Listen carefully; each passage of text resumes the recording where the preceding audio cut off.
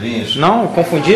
Como é que chama aquele negócio que nós comemos lá em cima? Nhoque parisiense. Nhoque parisiense. É isso que a gente vai falar hoje, né?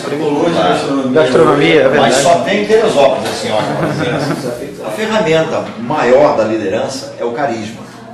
Um líder confiável é aquele líder que, quando ele manda fazer um determinado trabalho ou proceder de uma determinada forma, os comandados dele não duvidam, não hesitam em seguir o que ele falou. Porque o líder é um somatório de responsabilidade, confiabilidade, respeito, segurança, carisma, amizade.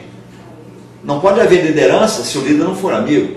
Um líder mandão, ele não é líder.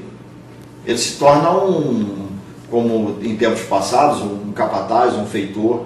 Então todos obedecem por medo, não por estima, ou por carinho, ou por colaboração. Quer dizer, não vestem a camisa dessa liderança. Então o líder, acima e antes de tudo, é uma pessoa carismática, é uma pessoa que impõe a sua verdade de uma forma tranquila, impõe o seu conhecimento, a sua presença, a sua imagem. É uma pessoa que joga nos dois times, no time da empresa e no time dos colaboradores.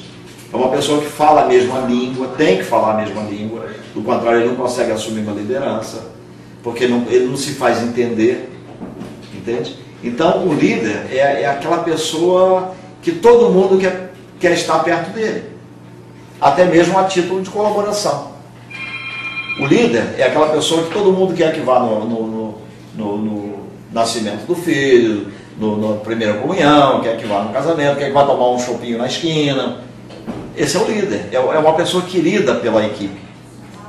Quando a empresa tem um líder ou mais líderes, ou um líder em cada setor, um líder de verdade em cada setor, a empresa tem menos prejuízo, a equipe interage mais rapidamente, todo mundo de boa vontade, todo mundo feliz, todo mundo querendo que a empresa vença, porque na verdade a gente vive num momento de competição muito forte.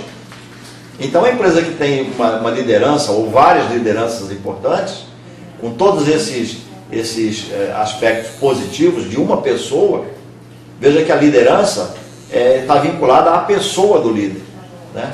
Porque a liderança é o reflexo de todo o comportamento de uma pessoa. Então a equipe ganha, a empresa ganha quando tem um líder de verdade.